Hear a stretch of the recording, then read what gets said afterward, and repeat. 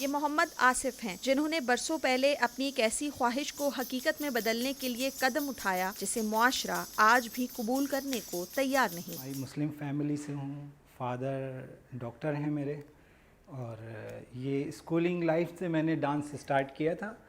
उस time dance को मैं एक फ़िल्मी मूवमेंट समझता था। किसी होटल में मेरी परफॉर्मेंस थी तो वहाँ PNCA Pakistan national performing arts group के मैनेजर आए हुए थे, तो उन्होंने मुझे ऑफ़र की थी तुम यहाँ आके सीखो, कल्चर डांस होते हैं। शीमा जी वहाँ एज अ कोरियोग्राफर आई तो मेरी उनसे मुलाकात हुई, तो शीमा जी ने मुझे देखा कि डांस का आगे ये कर सकते हैं, इनके अंदर स्टेमिना है, स्किल्स भी हैं डांस के। तो शीमा जी के थ्रू मुझे पता चला कि डांस जिसको मैं डांस समझ रहा था एक्चुअली वो डांस नहीं है। शीमा किरमानी का शुमार रक्स के उन उस्तादों में होता है जिनके शागिर्दों का कोई हिसाब नहीं है। वो बताती हैं कि उनके पास आने वाले शागिर्दों में यूं तो बड़ी तादाद लड़कियों की होती है, लेकिन अगर कोई लड़का ये फन सीखना चाहे तो उनके वालिदैन के खदशात ज्यादा बढ़ जाते हैं। ज़्यादातर तो लड़कियां ही होती हैं, लड़के कम होते हैं यकीनन, मगर जो हैं लड़के वो बहुत सीरियसली इसको करते हैं, क्योंकि वो इतनी फ़ाइट करके आते हैं। माँ बाप का उस तरह से प्रेशर होता है लड़कों पे भी।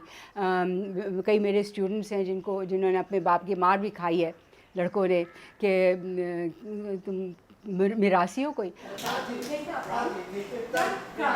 आसिफ ने अपने इस शौक की तकमील के लिए बहुत कुछ सुना और सहा, लेकिन वो मुस्तकिल मिजाजी से रक्स की तरबियत हासिल करते रहे। सख्ती करते रहे और मैं खिलाफ वर्जी करता रहा। इतना भी आगे उन्होंने कहा अगर ये करना है तो आप घर को छोड़िए। फिर उस दौरान एक टूर चाइना का आ गया, तो मैं जब चाइना से वापस आया, वहाँ से चूँकि सैलरी भी मिल रही थी डांस के एक्स्ट्रा पे, तो उनको कुछ लगा कि ये जो फील्ड है यानी ये इसमें आगे रास्ते हैं।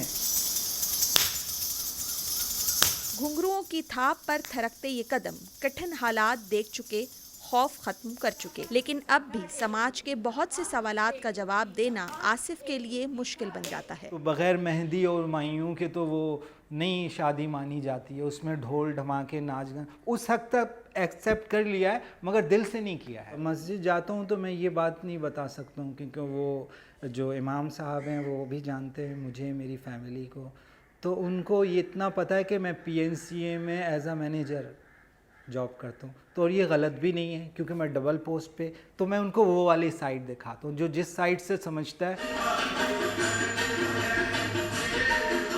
सूफी कलाम पर बेखुद होकर झूमने वाले इस नौजवान का अपने फन से इश्क वाज़े तौर पर छलकता है, जैसे उन्होंने इस रक्स से बहुत कुछ पा लिया हो। बारहा तनकीद के बावजूद क्लासिकल रक्स ने खुद को पाबंदियों की कैद से आज़ाद रखने की जद्दोजहद की है।